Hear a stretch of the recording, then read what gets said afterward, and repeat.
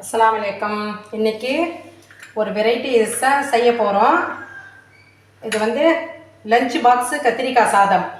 இது வந்து பசங்களுக்கு செஞ்சு கொடுத்தீங்கன்னா நல்லா சாப்பிடுவாங்க. அதுக்கு தேவையான மசாலா இப்போ வந்து இந்த கடலப்பருப்பு, மல்லாட்டப்பயிறு, உளுந்து, தேங்காய், ஜீரகம், மிளகாய் இதெல்லாம் ட்ரை ரோஸ்ட் பண்ணிக்கலாம் ஃபஸ்ட்டு. அதுக்கப்புறமா பொடி செஞ்சுக்கலாம். இப்போது அடுப்பு பற்ற வச்சு கடாய் வச்சிட்டோம். ஒரு ஸ்பூன் உளுந்து, ஒரு ஸ்பூன் கடலப்பருப்பு, 3 வந்து காஞ்ச மிளகா 4, மல்லாட்டப்பயிறு வந்து ஒரு 2 ஸ்பூனு, தேங்காய் வந்து ஒரு 2 பத்தை, ஜீரகம் வந்து ஒரு அரை டீஸ்பூன்.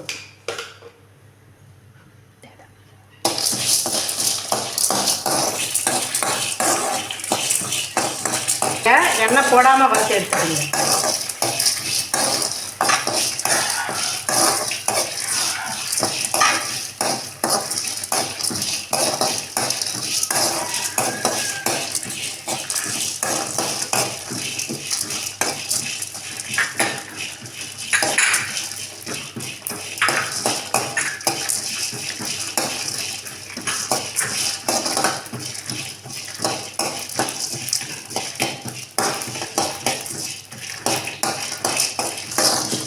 இந்த அளவுக்கு போதும், அதிகமாக இல்லைன்னா கருத்துடும் வேண்டாம்.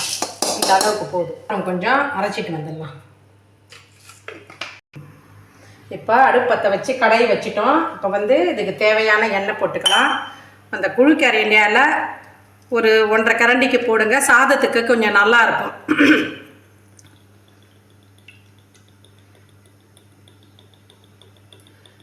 ஒரு 4 பேர் சாப்பிட்லாம். அந்த அளவுக்கு தான் நான் செய்கிறேன். அளவு கரெக்டாக இருக்கட்டும்.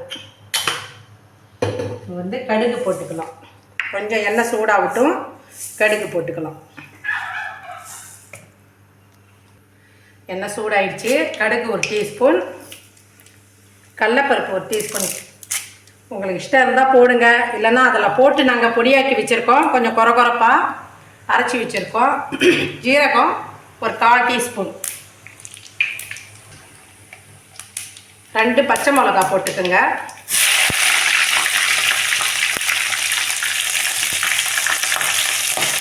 கறிவேப்பிலை கொஞ்சம்.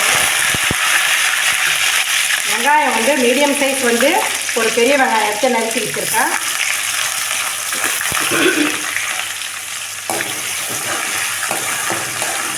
உங்களுக்கு இஷ்டம் இருந்தாக்கா மல்லாட்டப்பயிறு கூட போட்டுக்கலாம். நாங்கள் அதில் போட்டு பொடியாக்கி வச்சுருக்கிறதால இதில் தேவையில்லை.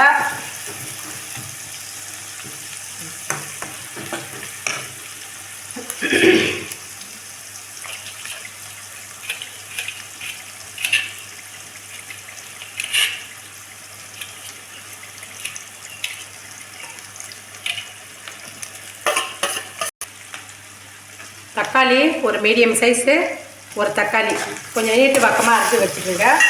நல்லா சீக்கிரமாக வதங்கிடும்.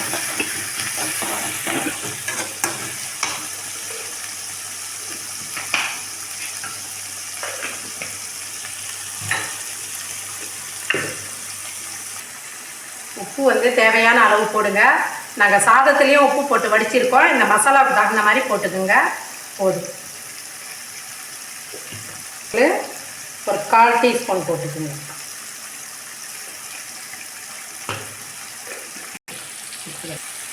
இப்போ கத்திரிக்காய் வந்து நான் பெரிய சைஸ் கத்திரிக்காய் வந்து 3 கத்திரிக்காய் இதை பாருங்கள், இந்த மாதிரி துண்டு செஞ்சு போட்டிருக்கேன். கொஞ்சம் நல்லா வதங்கும். சாப்பிடாதவங்களும் சாப்பிட்டுக்குவாங்க. இது எடுத்து குழம்புல பொரியலெல்லாம் எடுத்து போட்டுடுறாங்க. நீங்கள் சாதத்தில் போட்டு கொடுக்கும்போது நல்லா மசஞ்சிடும். இந்த சாதத்தில் பூரா சத்தும் இறங்கிடும். பசங்களுக்கு இந்த மாதிரி செஞ்சு கொடுங்க. இந்த இப்போ வந்து கொஞ்சம் மூடி போட்டு மூடி வச்சிடலாம். ஒரு 10 நிமிஷம் இருக்கட்டும். அதுக்கப்புறம் இதுக்கு தேவையான மசாலா போட்டு சாதம் போட்டு இறக்கிடலாம். சரியாக இருக்கும். கொஞ்சம் காய் வதங்கட்டும்.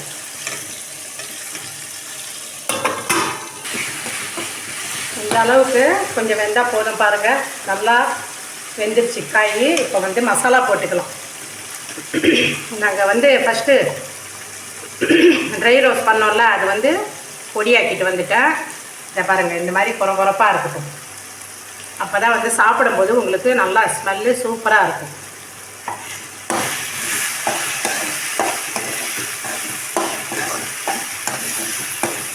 செஞ்சு பசங்களுக்கு கொடுத்தீங்கன்னா இந்த கத்திரிக்காயும் தெரியாது, பூரா இதிலே வந்து நல்லா மசஞ்சிடும். இப்போ வந்து சாதம் போட்டுக்கலாம். இது அனல் வந்து கொஞ்சம் கம்மியாக வச்சுடுங்க. போட்டுக்கலாம்.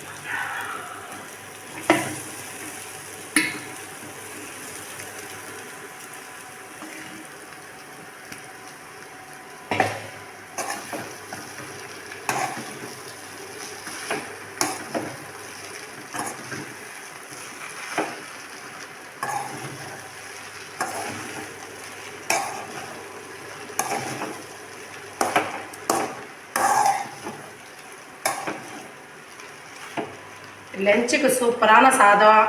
இது கூட தொட்டுக்க ஒரு அப்பளம் இல்லை ஆம்லெட்டு போட்டு கொடுத்தீங்கன்னா பசங்க சாப்பிட்டுக்குவாங்க. நல்லா சூப்பராக இருக்கும். இது செஞ்சு நீங்களும் சாப்பிட்டு பாருங்கள், செம்மையாக இருக்கும். குழம்பு இல்லைனாலும் சீக்கிரம் சீக்கிரம் செஞ்சு கொடுத்து அனுப்பிடலாம் பசங்களுக்கு லஞ்சுக்கு.